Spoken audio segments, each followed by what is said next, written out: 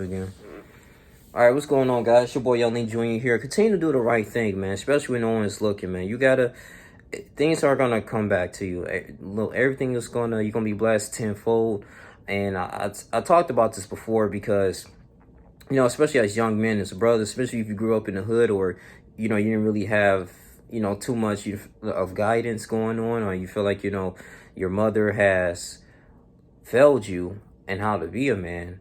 And it can be very difficult at times. You look at comparing your life to other people. You look at it like, dang, man, I see this dude on the street, he's getting all the women. I'm going to school, I'm doing what I was supposed to do. I may be lame, but at the same time, these ladies ain't checking me out. And I want to sit up here and say this. Shout out to my boy DJ Killzone Jones. Look, man, you just got to get with people who's on your level. Not only that, and also too, just focus on the bigger picture. Like, you're already here. You were born for a reason, and you have to understand that. And all the gifts and talents that you may have, it might not be in athletics, it might not be in entertainment. It could be little things. It can be in hospitality. It can be in have the ability to listen and understand things, or have a good, huge comprehension level, or just coming together and be a peacemaker. We all have different gifts and attributes that makes us unique. And this is one of the reasons why we have different features. If you have twins, that's a little debatable, but for the most part, man, you're born for a reason, and you can't really think about what the next man is doing. I want to refer to in the book of Samuel, 1 Samuel chapter 15. Shout out to my boy too, Brandon Loving. He actually gave me sent me a video. It was his pastor 6 months ago. He was doing he was preaching in Merced, California. Shout out to the people there. And he had it was a great sermon. But one of the things, the key points I want to talk about is that he went into detail a little bit about the Amalekites.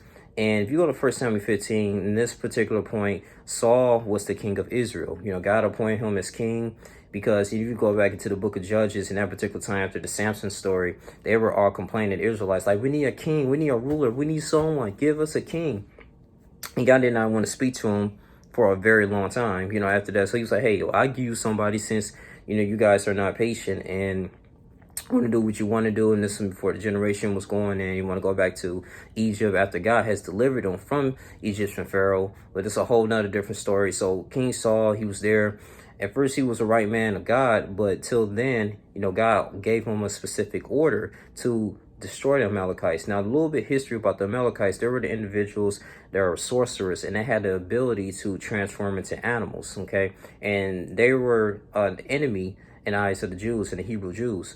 And in this particular time, God, his favorite nation was the Judah. So any nation that was against Judah or the Jews is an enemy towards God. Like, they need to be deemed and be held accountable. So according to his reign and his power, God gave him order, like, I want you to kill all the Amalekites. Okay, kill them all. Everyone. And he proceeded to do that, but what he messed up was, into this arrogance, he decided to do whatever he wants to do and still want to delight in God's offering. He decided to take Agag, who was the king of the Amalekites, take him hostage, right, and alive, and kind of negotiate and disperse his livestock with his soldiers. And God was like, what are you doing? And the reason why, Samuel actually in that particular time was a prophet, and he was confronting him like, why would you do that? And then the God was speaking to him. He was saying that, well, I just thought that, in this particular time, burnt offerings was as a good way for atonement and the sacrificial sins. And this is before Christ came into existence. And God was like, I do not delight in burnt offerings. What I delight is obedience. And therefore, God rejected Saul to be king. He rejected him to be king. And he regretted for actually having him to be into that standard of being the king of Israel. And what I got from that is that, you may be in these positions, you may people that may be in these high positions, and you thinking that you have the whole world with them, but their downfall is their disobedience. And as for us as righteousness, the righteous will always have an inherit in the kingdom of heaven. The righteous, even if we're doing real good, you're going to school, you're doing what you're supposed to do, you might not get recognized, but the Lord will recognize that and his treasures in heaven, and you will be forever recognized after eternal life. You might not be, it might be some person, they may like, hey, I'm so happy for you, but for the most part, You know, you may thinking like, dang, man, this guy is going here and doing this dysfunction. It's like people in society are glorifying dysfunction. What about me? But I have to tell you that continue to work hard. Continue to wake up early in the morning if you got to do and work on your craft, whether it's music, whether it's writing, whatever it's, you know, creating a social media, or you go into the software program, you know, whatever you do comes to do in the dark, it will come into light. And don't give up, brothers. You don't, because the people that are on a high horse and they not doing what they're supposed to do at the end of the day, you know, it's gonna fall back on them. And I believe in that karma. And so, you know, when I kind of read about this, man, and you know, of course, King David was blessed by God, and David came in, and Saul was actually trying to kill him, but that didn't really work out.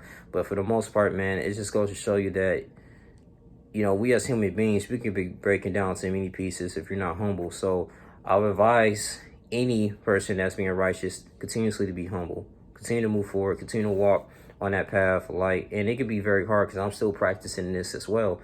But you're going to get recognized for the good things. Continue to be loving your neighbor as thyself, being your brother's keeper. Do those great things because it will pay off in the long run, man. Even when you're walking down the street, you see a brother, say, hey, what's up, brother? How you doing? What's going on with you? Little things like that, man, you know. But I'm not going to draw this too long. I really love you guys, man. You guys continue to like, comment, subscribe, share this video. So I really want to say, let's keep shining. I'm out. Deuces.